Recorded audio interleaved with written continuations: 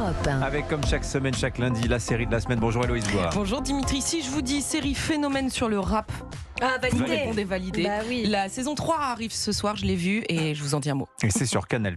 Le livre du jour. Bonjour Nicolas Caro. Bonjour Dimitri. Alors ce matin, un polar un peu particulier. Brûler tout de Christophe Molmy qui vient de décrocher le prix du Quai des Orfèvres, 80e anniversaire du prix qui récompense un manuscrit anonyme présenté à une vingtaine de personnalités du monde de la justice et de la police, et le roman primé est publié ensuite chez Fayard. Et en général, le jury accorde une attention au réalisme du fonctionnement de la police, et on comprend pourquoi donc c'est Christophe Molmy qui l'emporte, puisqu'il est romancier, c'est son 7e roman certes, mais c'est aussi l'ancien patron de la BRI, et il dirige aujourd'hui la brigade de protection des mineurs. Il y a une tradition des flics écrivains, c'est génial. Absolument. Alors en effet, ça donne un roman forcément réaliste. Que raconte-t-il ? Alors, ça commence avec Colline Lafleur. Elle est en filature, elle observe une porte d'immeuble et elle a sorti son Glock 26, juste au cas où. 10 minutes, soudain des silhouettes, l'adrénaline monte, les radios crépitent, ça sort, tous les 4. Yannick, son collègue, c'est reçu. Sacha, le chef, fort et clair. Tu veux qu'on les tape ? C'est-à-dire qu'on les arrête. Attente, ça fait des semaines qu'il les surveille, le dénouement approche, les types montent dans une Golf volée, ça décolle, Colline les suit,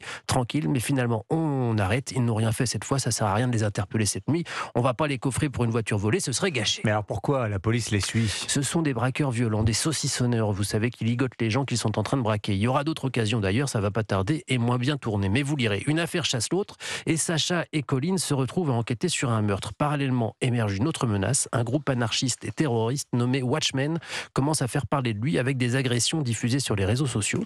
Sacha et son équipe cherchent tous azimuts et recourent même à des méthodes assez limites. Je vous en dis pas plus, je pourrais pas d'ailleurs, parce que c'est un roman très ample et qui fourmille de détails, d'intrigues et techniques qui sonnent vrais. Oui, et Christophe Molmy, vous le voyez à la télévision, des fois il est interrogé en tant qu'expert sur les affaires de police, et il est aussi donc écrivain. Brûler tout, son roman Prix du Quai des Orfèvres 2026, c'est chez Fayard. Merci beaucoup Nicolas Caro. La série de la semaine à présent, Héloïse Goua, série à succès sur le rap, 3e saison qui sort aujourd'hui sur Canal+. Validé, n'oublie jamais qui t'a validé, validé.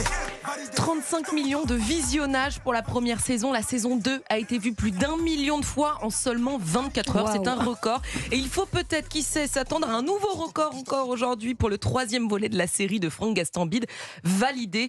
Depuis 5 ans maintenant, cette fiction sur le monde du rap est devenue un phénomène populaire et même un tremplin musical pour les jeunes artistes qui figurent à l'écran. Mais alors comment vous expliquez, Héloïse, un tel phénomène ? Alors je crois que cette série a su capter l'air du temps et le langage d'une jeunesse souvent oubliée des écrans.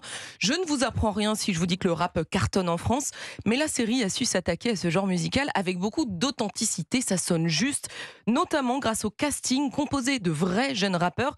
Écoutez ce que disait Franck Gastambide, il était l'invité de Thomas Hill dans Culture Média sur Europe 1. On s'est rendu compte que le rap, effectivement, c'est un art, c'est des techniques, c'est presque un don en fait. Et donc, il fallait prendre un mec qui est incontestablement un bon rappeur, qui va avoir un charisme qui va lui permettre d'être le héros d'une création originale Canal+. Et puis derrière, nous, on va en faire un acteur. C'est le cas d'Attic qui incarnait Apache dans la première saison et qui a ensuite remporté une victoire de la musique. Et alors, contrairement à ce qu'on pourrait penser, Dimitri, cette fiction ne s'adresse pas qu'aux jeunes fans de musique urbaine, et c'est toute sa force.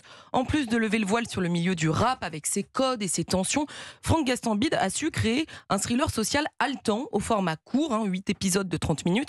Et le récit est finalement assez universel. Il s'agit d'abord d'une histoire d'amitié, d'ascension, de rage de vaincre. On nous montre aussi les coulisses impitoyables de l'industrie musicale. Et alors cette 3e saison, qu'en avez-vous pensé ? Eh ben écoutez, j'ai trouvé que c'était la meilleure de toutes. Ah oui.